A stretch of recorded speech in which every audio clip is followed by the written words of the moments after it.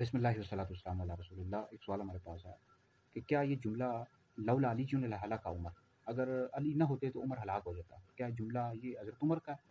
یہ جملہ بالکل امیر المومنین خلیفہ دوم حضرت سیدنا عمر بن خطاب فاروق اعظم رضی اللہ تعالیٰ عنہ کا ہے اور الاستیعاب میں موجود ہے۔ اور دوسری بات یہ یاد رکھیں کہ یہ سیدنا فاروق اعظم رضی اللہ تعالیٰ عنہ کی عاجزی اور انکساری ہے، وگرنہ جو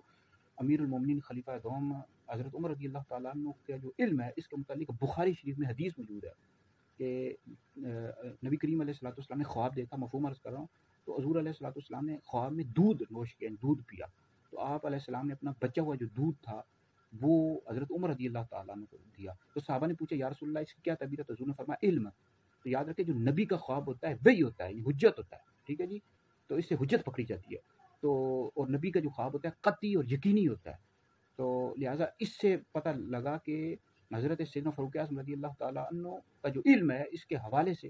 پھر حضرت سیدنا عبداللہ ابن مسعود رضی اللہ تعالیٰ عنہ فرماتے ہیں، مجمع الزوائد اور دیگر حدیث کی کتب میں موجود ہے، اگر ایک پلڑے میں حضرت عمر رضی اللہ تعالیٰ عنہ کا علم رکھا جائے اور دوسرے پلڑے میں تمام روئے زمین کے لوگوں کا علم، تو حضرت عمر رضی اللہ تعالیٰ عنہ کا جو علم ہوگا ان پر بھاری ہو جائے گا۔ تو یہ اس طرح کے جملے سیدنا فاروق اعظم رضی اللہ تعالیٰ عنہ فرمایا کرتے تھے، یہ آپ کی عاجزی اور انکساری تھی، لولا علی لہلک عمر۔ اور دوسری بات یہ ہے کہ حضرت سیدنا مولا علی المرتضیٰ رضی اللہ تعالیٰ عنہ کو اللہ رب العزت نے بہت زیادہ علم عطا کیا تھا، اس حوالے سے ترمذی میں مستدرک میں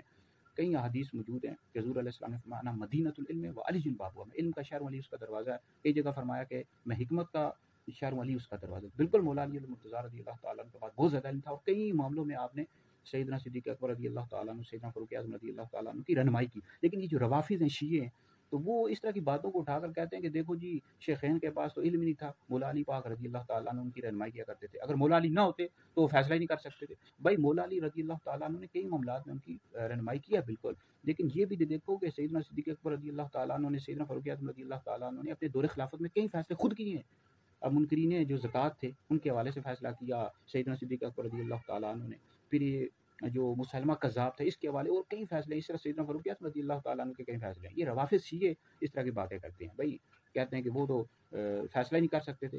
تو لہٰذا یہ سنیوں کو چاہیے کہ سنیوں میں اس طرح کے لوگ گھسے ہوئے ہیں، ان کو چاہیے کہ دونوں طرح کی روایات بیان کیا کریں، خالی ایک روایت لولا علی لہلک عمر اور ساتھ پھر بیان ہی نہیں کرتے سیدنا فاروق اعظم رضی اللہ تعالیٰ عنہ کا جو علم ہے بخاری شریف میں موجود ہے، صحابہ کیا فرماتے ہیں صدیق اکبر رضی اللہ تعالیٰ عنہ کے علم کے حوالے سے، فاروق اعظم رضی اللہ تعالیٰ عنہ کے علم کے حوالے سے، تو یہ دونوں چیزوں کو بیان کیا کرو۔ بھائی یہ رافضی جو شیعہ ہوتے ہیں نا وہ اس طرح کی چیزوں کو اٹھا لیتے ہیں اور پھر خلفائے راشدین پر اعتراض کرتے ہیں کہ ان کے پاس تو علم ہی نہیں تھا، لہٰذا ویڈیو سن کر دوسرے لوگوں تک بھی پہنچاؤ، یہ آپ لوگوں کے لیے بہت بڑا صدقہ ہے۔ تو اہل سنت کا یہ عقیدہ ہے کہ انبیاء علیہ السلام کے بعد سب سے افضل حضرت ابو بکر ہیں، پھر عمر ہیں، پھر عثمان ہیں، پھر علی ہیں، تو مولا علی کو ابو بکر عمر سے افضل کرتا ہے، ایسا شخص گمراہ بدین اور اہل سنت و جماعت سے خارج ہے۔